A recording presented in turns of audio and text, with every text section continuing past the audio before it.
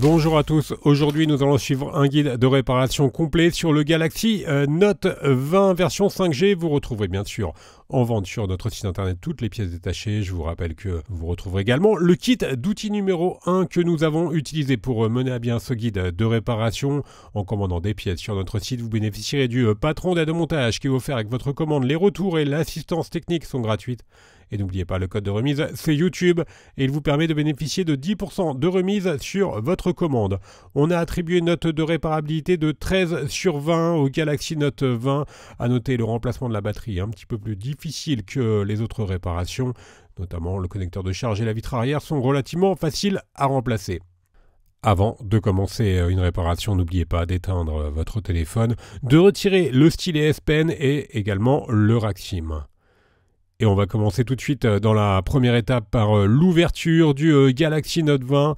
Alors pas de surprise, si vous avez déjà réparé un téléphone Android, c'est quasiment tout le temps la même opération. On va devoir chauffer la vitre arrière pour faciliter le décollage de celle-ci. Et pour la chauffer, on vous propose deux méthodes, deux solutions. Première méthode, on peut utiliser le coussin chauffant que l'on place au micro-ondes et ensuite on vient le positionner sur la vitre arrière.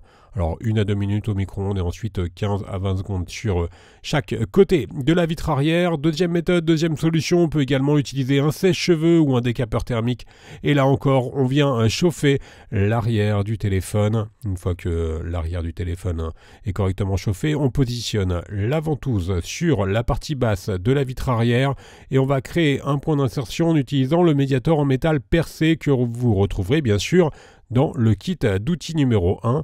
Dès que vous avez créé votre point d'insertion, on remplace le médiator en métal percé par les médiators en plastique et on va faire tout simplement glisser ces médiators sur tout le contour de la vitre arrière pour pouvoir la décoller. Alors bien sûr, tous les outils que l'on va vous présenter dans le guide de réparation sont compris dans le kit d'outils numéro 1, mis à part le décapeur thermique ou le coussin chauffant. Le coussin chauffant, lui, il est compris en général dans les kits complets de réparation. Et le décapeur thermique, vous le retrouverez en option sur les pièces détachées. Voilà, on peut ensuite retirer complètement notre vitre arrière, on va la mettre de côté et nous allons pouvoir, dans la deuxième étape, déconnecter la batterie.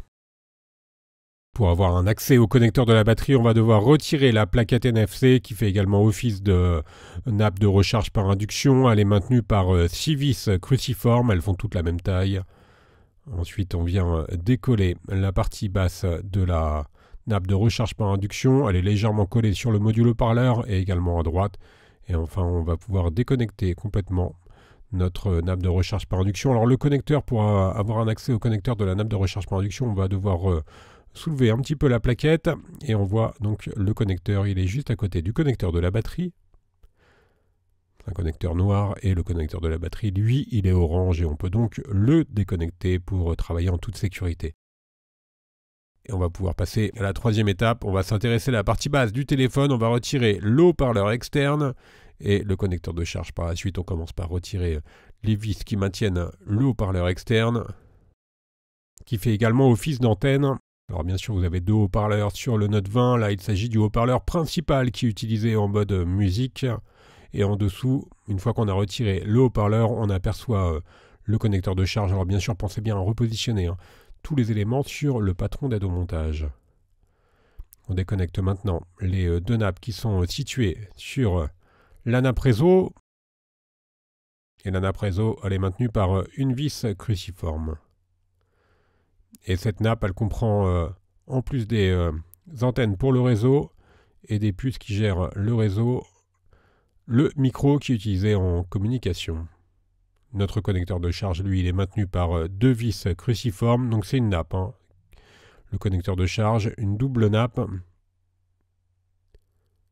Et on vient la déconnecter sur la carte mère. Ensuite, on va pouvoir l'extraire complètement du châssis. Nous allons maintenant retirer la batterie. Alors avant de retirer la batterie, vous avez noté qu'il y a encore des nappes qui passent par-dessus la batterie. Donc on va bien sûr les déconnecter. La nappe de rallonge de l'écran qui est maintenue par deux vis cruciformes. Donc on commence par retirer les deux vis cruciformes et ensuite vous avez un petit clip qui vient maintenir la nappe de rallonge de l'écran. Donc en fait c'est une nappe qui connecte la carte mère à la nappe de l'écran. Voilà pour le clip. On la déconnecte, donc la nappe du côté carte mère, et ensuite du côté prise nappe écran qui est en bas. Voilà pour la connectique. Elle est au dos. Et on va tout simplement faire levier pour la déconnecter. Il nous reste encore une nappe. La nappe FRC qui est complètement à gauche. Elle n'est plus connectée que sur la carte mère. Donc on la retire. Et maintenant, on va devoir décoller notre batterie. Pour faciliter le décollage de la batterie, on va chauffer l'avant du téléphone au niveau de la batterie. Donc tout simplement en chauffant l'écran, ça va pouvoir ramollir l'adhésif qui maintient la batterie au châssis du téléphone. Et une fois que vous avez correctement chauffé, on va faire levier en utilisant soit un Isesamo ou soit le médiator en métal qui est inclus dans le kit d'outils. Alors le médiator en métal classique, pas celui qui est percé. Une fois que vous avez suffisamment d'espace, on vient insérer la carte en PVC sous la batterie et on va faire glisser. Alors il faut forcer un petit peu, effectivement. On va faire passer plutôt notre carte en PVC sous la batterie et faire levier au fur et à mesure pour décoller la batterie qui est relativement bien collée. On aperçoit les adhésifs et on va pouvoir mettre notre batterie de côté, une batterie de 4300 mAh et qui accepte la recharge rapide en 25 watts. On va passer maintenant sur les différents éléments qui restent sur le châssis. On va commencer par retirer le vibreur. Alors sur notre site, vous retrouverez des tutos plus détaillés pour remplacer l'écran par exemple ou pour remplacer la batterie. Là, c'est un aperçu global des réparations possibles sur le téléphone. Voilà pour le vibreur. On va passer maintenant sur la partie haute du téléphone et on va retirer l'écouteur interne, donc l'écouteur qui vous sert à entendre vos correspondants en communication et qui fait également office de haut-parleur secondaire. Une fois qu'on a retiré les vis, on va pouvoir déclipser notre écouteur interne. Et maintenant, on va s'intéresser à la carte mère. Et avant de retirer la carte mère, on va devoir déconnecter la nappe du stylet et la nappe secondaire de l'écran. La carte mère, elle est maintenue par une vis cruciforme qui est juste à gauche des appareils photo. Une fois qu'on a retiré cette vis, on peut retirer complètement la carte mère. En faisant levier, la carte elle va venir avec toutes les caméras, donc la caméra avant et les 3 caméras arrière.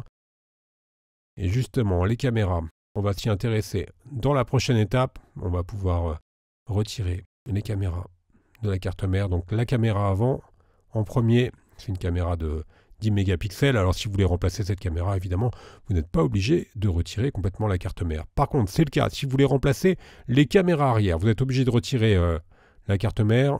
Et vous avez 2 modules pour les caméras arrière, vous avez vu. Enfin, 3 modules, mais qui sont divisés en 2 parties, en fait. 2 blocs, en réalité. Et les différents blocs caméra, vous les retrouverez bien sûr en vente sur Bricophone. Notre guide de réparation est donc maintenant terminé. N'hésitez pas à nous contacter directement sur notre site internet. Vous pouvez également poser toutes vos questions aux commentaires de la vidéo. On y répondra bien sûr très rapidement. Je vous rappelle que vous bénéficiez d'une assistance technique par chat, par téléphone et par email. N'oubliez pas le code de réduction, c'est YouTube. Il vous permet de bénéficier de 10% de remise sur la totalité de votre commande. Vous nous retrouverez bien sûr également sur les différents réseaux sociaux.